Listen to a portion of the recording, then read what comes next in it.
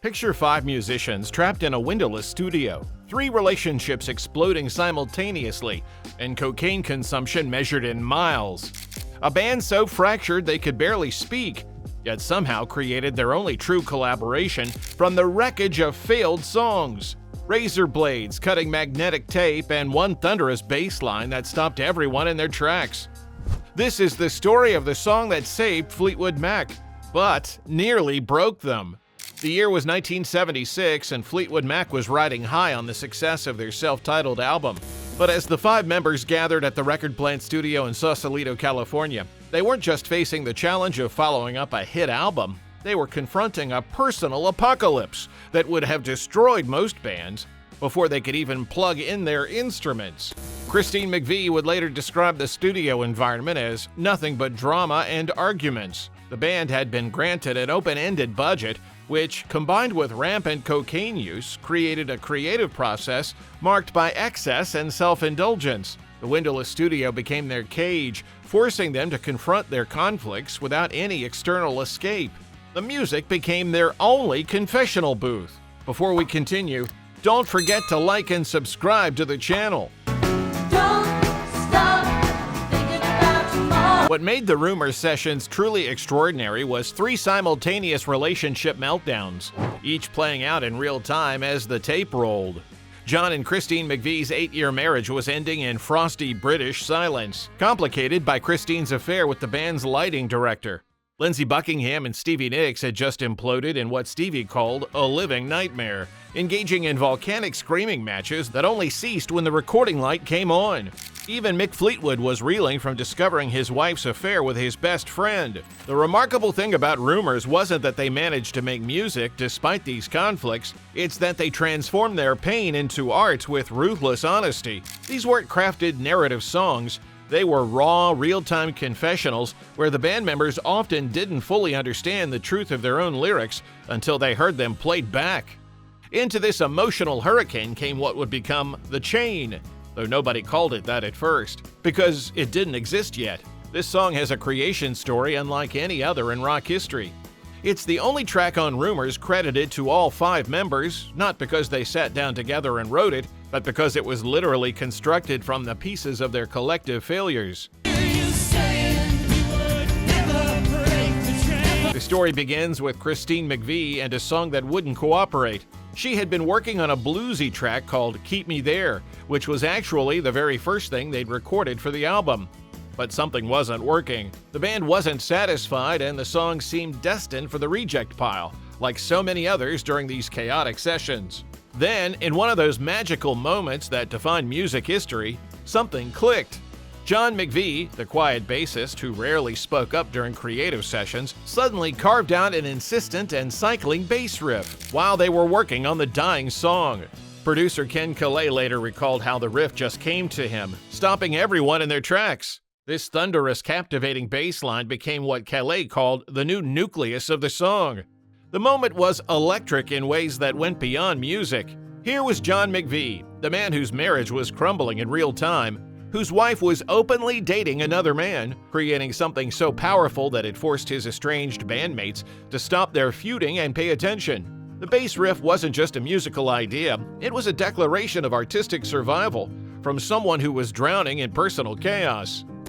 But they still needed more pieces to make it work. Stevie Nicks had written powerful lyrics for a completely different, unreleased song. Words that captivated the raw pain of her breakup with Lindsey. The lyrics were too personal, too honest to waste on a failed track. When Lindsey recognized their potential, he asked Stevie to donate them to this new creation. In what must have been one of the most difficult artistic decisions of her life, she agreed, allowing her most vulnerable words to become part of their collective statement. Those lyrics, including the visceral line, "And if you don't love me now, you will never love me again," were reworked by Nicks and Christine McVie to fit the emerging musical framework.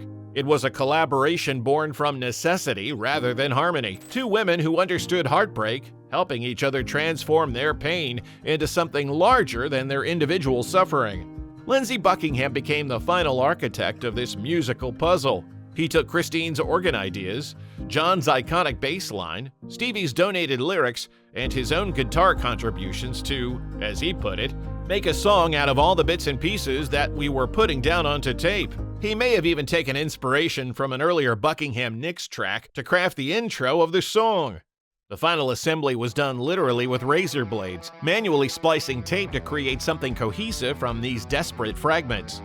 This wasn't just a production technique, it was surgery on their collective soul. Each cut of the blade was a decision, each splice a commitment to making something whole from their brokenness. What made this process even more remarkable was the technology of the time. In 1976, there were no computers, no digital editing, no easy way to undo mistakes. Every cut had to be precise, every splice permanent. One wrong move could destroy hours of work. The physical act of cutting and reassembling magnetic tape with a blade became the perfect symbol for how the band was reconstructing themselves from their own wreckage, knowing that there was no going back. The genius of The Chain lies not just in its creation story, but in how its musical structure perfectly mirrors the emotional state of the band. The song is built on tension. It starts quietly, almost tentatively, before erupting into one of the most cathartic climaxes in rock history. The opening is deceptively simple. Lindsey Buckingham's dobro guitar riff paired with Mick Fleetwood's methodical, heartbeat-like kick drum pattern. This creates an atmosphere of simmering unease, like the calm before a storm. The drumming is rigid and mechanical, a stark contrast to the emotional chaos brewing beneath the surface. Then comes John McVie's bassline, the song's true revolution. This riff doesn't just change the mood, it fractures it completely. The tone is both wiry yet thunderous, cutting through the wistful folk opening and hurling the song into its rock-out section.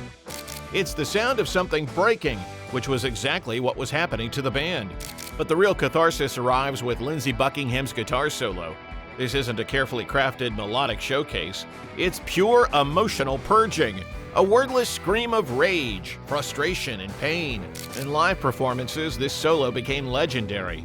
Buckingham would storm to the front of the stage, getting right up on the drummer's platform and unleashing what witnesses described as incandescent fury, creating the sound of a barely functioning machine that is moments from just falling apart.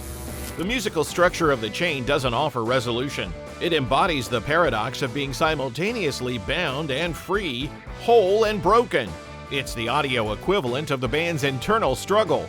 What makes the song even more extraordinary is that despite being assembled from fragments, it flows seamlessly. The transitions between sections feel natural, organic, as if the song had always existed in this form. This musical cohesion from chaos mirrors the band's own journey, proving that sometimes the most beautiful unity emerges from the deepest fragmentation. The lyrics of The Chain work on multiple levels, but their most powerful element is their bitter irony.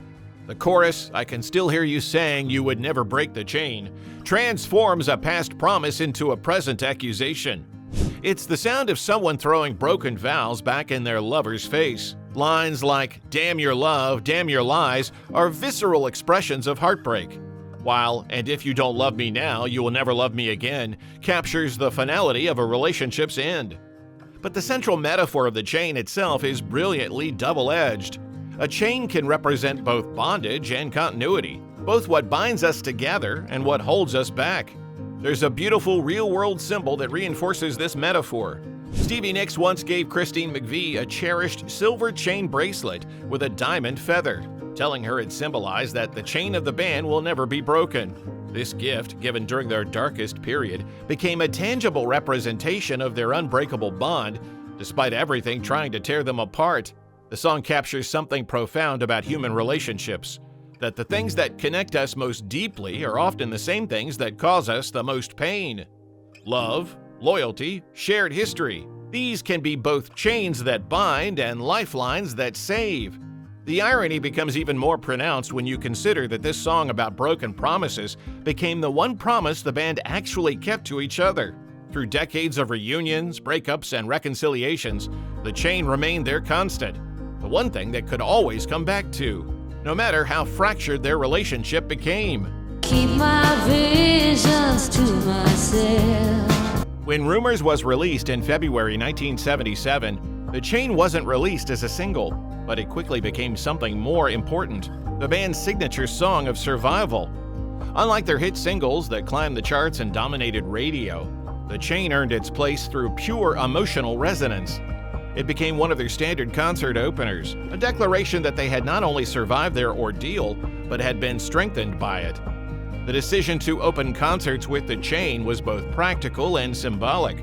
Practically, it allowed them to get their most emotionally challenging song out of the way early, before the weight of performing their pain became too much to bear. Symbolically, it seemed as a statement of intent. Every show began with it was a reminder that they had survived something that should have destroyed them. The song's live performances became legendary, particularly during reunion tours like The Dance in 1997. By then, enough time had passed for the raw wounds to heal somewhat, but the emotional core of the song remained intact. Watching Lindsey and Stevie perform The Chain together became a form of public theater, with their intense eye contact and charged interactions fascinating audiences who knew the backstory. They were literally performing their survival on stage night after night. These performances had an almost ritualistic quality. The opening dobro riff would begin, and audiences would fall silent, knowing they were about to witness something special. When John McVie's bassline kicked in, the energy in the room would shift palpably. By the time Lindsey launched into his guitar solo, the atmosphere was electric with the tension between past pain and present triumph. The power of these live performances went beyond mere nostalgia. Each time they played The Chain, they were proving something to themselves and to their audience. They were demonstrating that the bonds forged in their darkest hour were stronger than the forces that had tried to destroy them. The song became a ritual of renewal, a way of recommitting to their shared history and their musical legacy. For audiences, witnessing these performances was like watching a miracle in real time.